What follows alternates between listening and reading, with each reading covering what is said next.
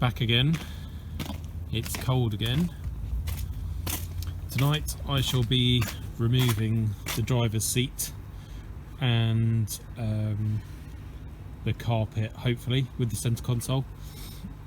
I'm also going to remove the rear seats and all of that crap I've got piled up in there, so that I can actually get access to a lot of these places without either throwing sparks or bits of weld on trim that's actually okay at the moment.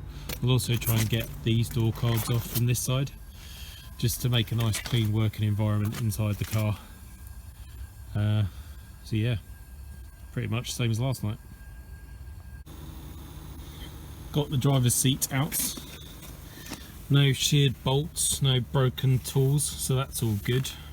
And I also found some treasure, not in the form of money, but in the form of the missing gear stick badge.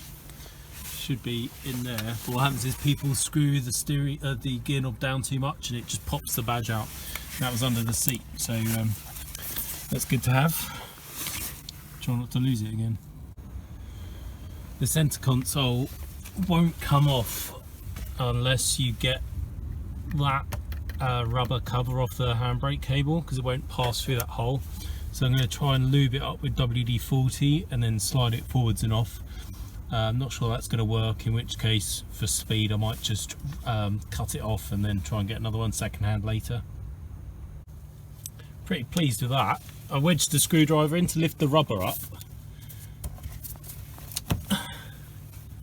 It comes off really nicely, so yeah, tip for the future. So in the past I have resorted to cutting those off, but it was at a time when these were easy to get hold of, whereas now I'm not so sure you can get them. So yeah, glad to have saved that one. Centre console now out, and yet more activity of furry little creature nest making. So I don't know what it is, mouse or something. So the carpet comes off the transmission tunnel and it just tucks under the heater box, doesn't actually go right beneath it, so it'll lift out in a minute. I just need to get these plastic grills off and then should be able to lift it out in one piece, which will be good. First view of the car with the carpet and all the sound deadening out. It's much better than the other side. There's surface rust, but to be honest, it's just where water has been sitting on the top surface of this carpet. So that's a heel board at the back, and that seam that's completely disappeared on the other side. It's all really good. So all that'll need is a rub down. I'll replace that anyway, because it's just a case of popping them off and seam sealing, and then I'll probably epoxy the floor. Same story at the front. I've already pushed that one out, or hammered it out, that drain plug thing. Up the front there's some, again, surface rust. That's because these quite often leak at the bulkhead, and this one almost certainly was. So what was collected there, when you feel underneath, there's no big holes or anything. So again, I'm hoping it's just going to be a rub down and quick treatment. So yeah, it's odd. This side's perfect, that side's bad. I have made a bit of a discovery on this side.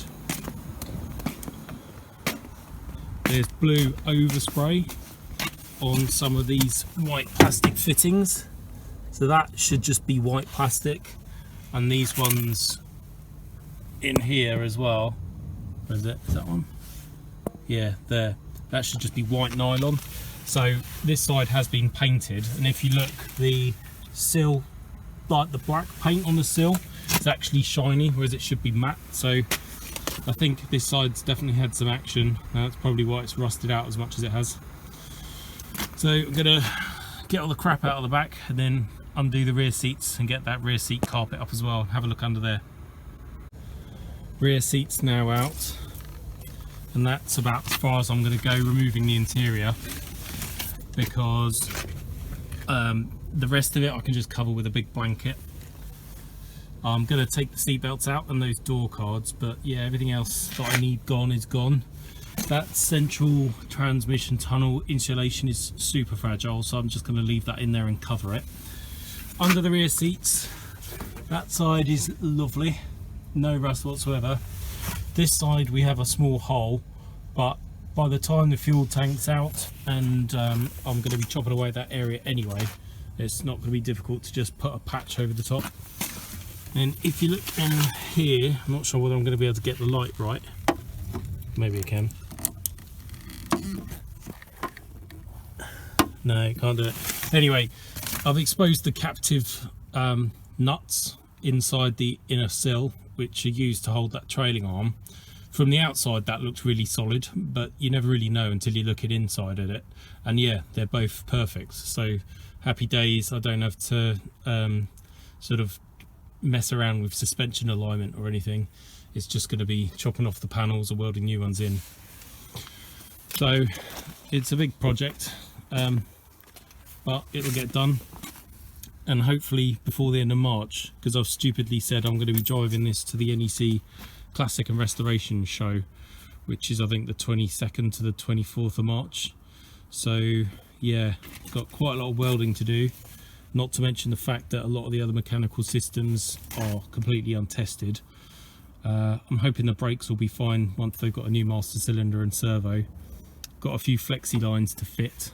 After that it's reinstating the cooling system, stupid things like windscreen wash wipes and all the lights and that. So yeah, fingers crossed I'll get it done by March.